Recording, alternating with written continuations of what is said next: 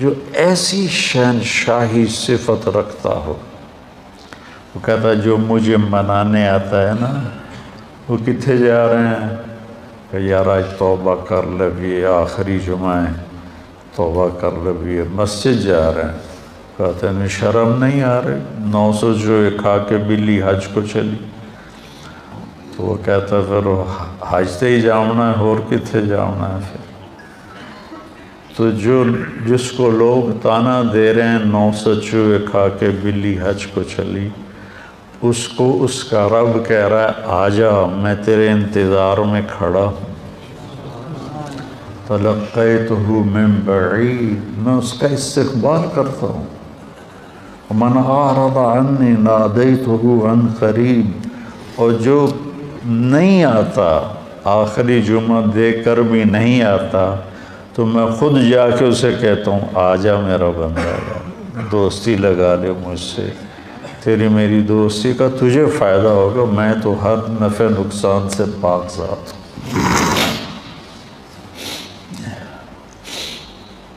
ان اتالی لیلا قبلتہ ان اتانی نہارا قبلتہ من اعظم منی جودا و کرما. مجھ سے بڑا سخی کون ہو سکتا.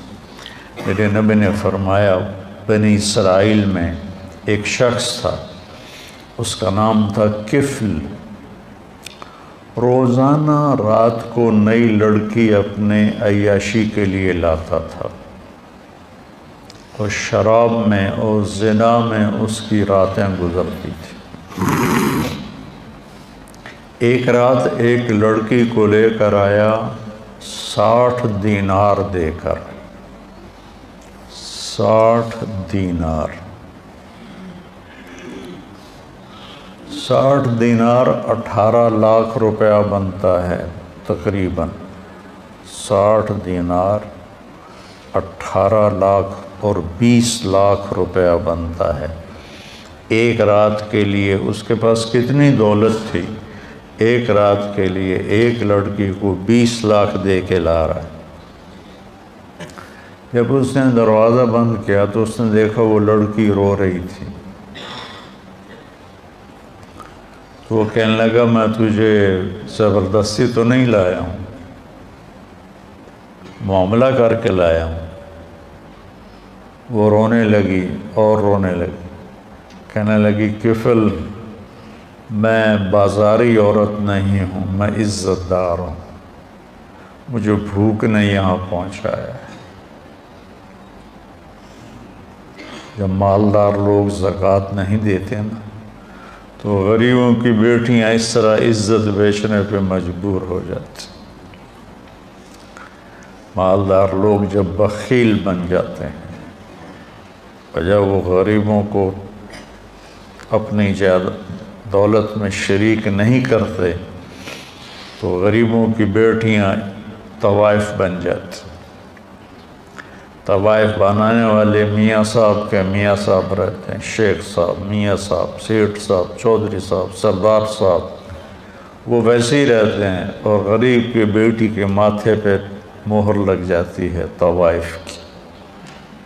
میں نے تو کئی سال طوائفوں میں کام کیا اور ان کے محلوں میں گیا تو مجھے ان کی کہانیاں سن کے پتہ چلا کہ کتنی مظلوم ہیں یہ لڑکیاں. کون اپنی عزت کو روزانہ بیچتا کون اس طرح اپنی عزت کے سودے روزانہ کرتا. کوئی لڑکی نہیں کرتی. وہ ستم کی ماری ہوتی ہیں.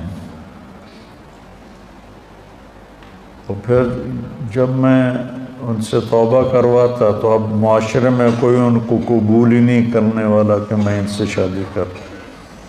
وہ پھر ستم کی ماری ہوئی. معاشرے کا جبر ہے اور ظلم ہے بہت بڑا ظلم ہے.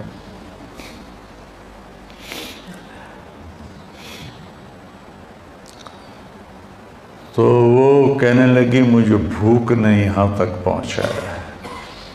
تو کفل اس کے آنسو دیکھ کر اس کا دل نرم پڑ گیا اور کہنے لگا میری بہن جس عزت کے ساتھ تو آئی تھی اسی عزت کے ساتھ واپس چلی جا، جو میں نے تمہیں پیسے دیے ہیں وہ بھی تو اپنے پاس رکھ، میرے لیے دعا کر، میں بہت گندا انسان ہوں، میں توبہ کرتا ہوں۔ کفل کو نہیں پتا کہ آج کی رات کیا ہونے والا ہے، اس کی پچھلی ساری زندگی گناہوں میں گزری ہے۔ آج کی رات اس نے توبہ کی، اس سحری کے وقت اس کی موت آ گئی۔ ساری زندگی نافرمانی میں، زندگی کے آخری چند گھنٹوں میں توبہ کی اور موت آ گئی۔ اب اگر اس شخص کو کل دیکھتے نا لوگ مرا ہوا، تو کوئی اس کا جنازہ اور غسل تو کیا کرتا، کوئی اس پہ تھوکتا بھی نہیں۔ میرے اللہ نے غیب سے پردہ ہٹا دیا،